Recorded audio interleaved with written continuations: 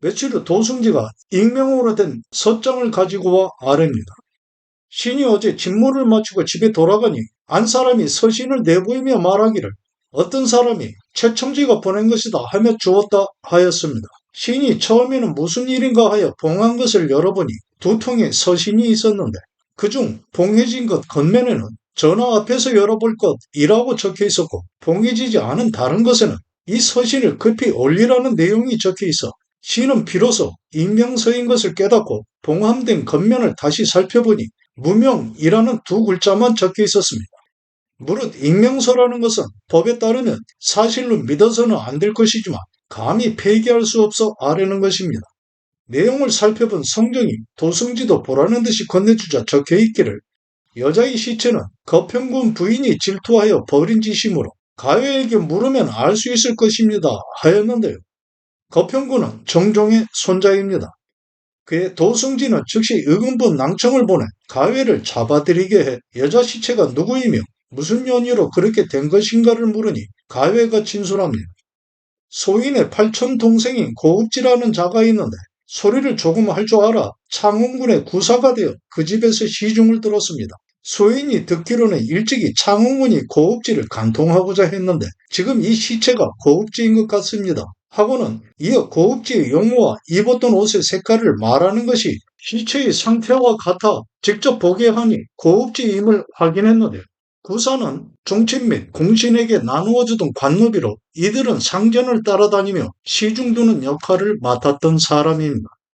그의 삼사는 사실 확인을 위해 창원군에게 구사 명부를 내놓으라 하니 없다고 하자 성종에게 이 사실을 아뢰입니다. 그의 성종은 환관을 보내 구사 명부를 가져오게 하였고 환관이 집에 다다르니 창원군이 말합니다. 이미 먼저 보냈다. 사관이 아뢰입니다. 사관은 사관원에 속한 중사품 벼슬입니다. 명을 받아 인가를 수색하던 처음에는 창원군이 굳세게 막아서며 집안에 들어오지 못하게 막다가 사건의 단서가 이미 드러나 혐의가 생겨난 지금에는 대궐에 나와 변명하며 부인하였는데 또 지금에는 죄를 인정하여 옥에 들어가지 않고 편안히 집에 앉아 있습니다. 또한 의금부에서 재차 그 집에 가 칼을 찾았으나 창원군이 다시 거부하고 있으니 청하건대 옥에 가두고 신문하게 하소서. 그의 성종은 좌우를 돌아보며 묻습니다. 어떻게 해야 하겠는가? 이 일이 종묘사직에 관계된 것은 아니지만 사안이 매우 중대하기만 하니 마땅히 국문하여 죄를 무겁게 물어 앞날을 경계하소서. 창원군이 사리를 분별하지 못하고 헛되이 행동하면서 스스로 잘못을 인정하지 않고 있으니 청하건대 옥에 가두어 고통을 느끼게 함으로써 그 죄를 스스로 비우치게 하소서. 그렇다 하여 옥에 가두고 국문할 필요는 없다. 그러나 창원군은 마음대로 사람을 죽이고도 그 죄를 면하기 위해 꾸며낸 말로 아뢰었으니 그런 행동은 임금이 존재함을 돌아보지 않은 것이기만 합니다. 창원군은 본디 성질이 폐악하고 사람의 도리를 모르는데 만약 징계하지 않았다가 후에 더 큰 죄를 범하게 되면 앞으로 그것을 어떻게 다스리려 하십니까? 가벼운 벌이라도 내려 스스로의 삶을 지키도록 하는 것이 나을 것입니다. 그 말은 옳다.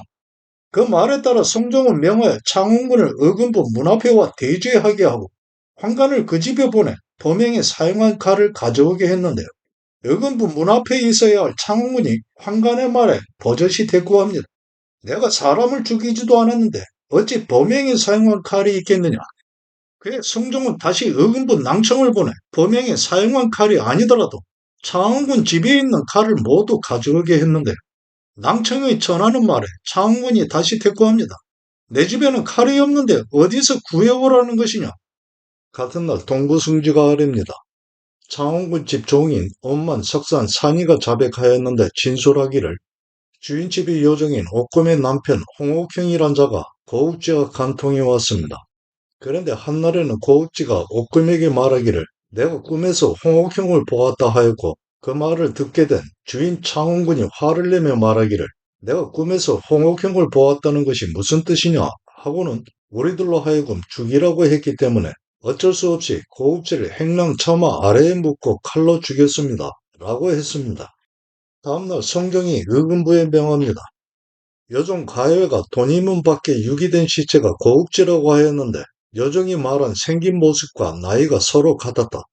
다만 그 부모와 친척을 알고 있는 사람을 찾지 못해 확정하지 못하고 있을 뿐이다.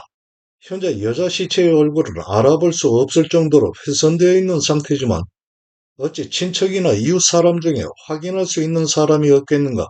기꺼이 고아하는 자에게는 면포 200피를 포상할 것이다. 알고도 고아하지 않는 경우에는 양이는 전인이 되게 할 것이고 전인은 극변 황폐한 고을의 노비가 되게 하여 그곳에서 생을 마치게 할 것이다. 같은 날 우부승지가 아뢰입니다. 상원의 노비가 모두 자백하였으나 이제는 말을 바꾸고 있습니다. 가외라는 자의 말이 신빙성은 있지만 일관성이 없기도 해 신뢰하기가 어렵습니다. 경이 창원군 집에 갔었을 때 의심할 만한 것은 없었던가? 있었습니다. 큰 통과 벽 사이에 혈흔 같은 것이 있었지만 그 집은 새 집이 아니라서 단청이 벗겨져 약간 검게 된 곳은 핏빛을 띠었으나 오래된 나무 색깔과도 같았습니다. 또한 벽 사이에 구멍이 나 있고 그어진 곳이 있어 물으니 말하기를 미친 개를 잡은 것이다 하였는데 그러나 미친 개를 하필이면 벽 사이에 매달아 놓고 죽이겠습니까? 가회를 고문하여 신문하라. 창원군의 노비들이 거평군 노비가 갇힌 것을 보고 그 처지를 면할 수 있을 것으로 생각해 지금까지 부인하고 있으니 창원군의 유부도 고문을 가하여 신문하는 것이 어떻겠습니까? 그에게는 장을 칠 수 없으니 거평군 노비에게만 형을 가하며 신문하라. 유부는 유모의 남편입니다.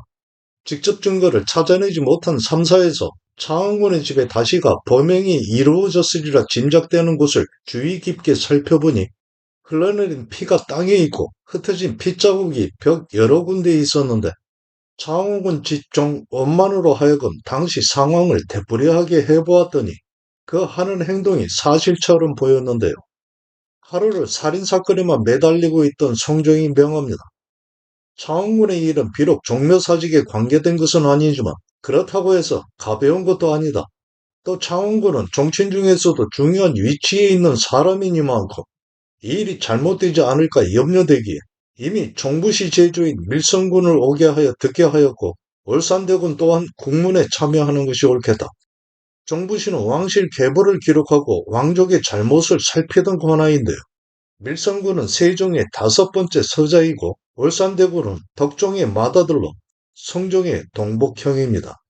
창원군이 세조의 4번째 아들이니 울산대군과 성종에게는 창원군이 나이 어린 작은 아버지가 되는데요. 일주일 후 그렇게 끈질기게 부인만 하던 창원군이 의금부 문 앞에 와 대제하니 성종이 동부승지를 통해 말합니다. 경이 스스로 밝히고자 한다니 어떤 일을 말하는 것인가? 신이 어렸을 때부터 멋대로 날뛴다는 소리를 들어왔으나 이번 일은 장형을 두려고 한 시인의 집종이 거짓으로 자백한 때문에 생겨난 것일 뿐입니다. 만약에 시인이 살인을 저질렀다면 어찌 그 일가 중에 억울함을 호소하는 자가 없겠습니까? 또 살해한 후에 성 밖으로 던졌다면 어찌하여 시체에 그 흔적이 남아있지 않겠습니까? 이것들을 시인은 스스로 밝히고자 하는 것입니다.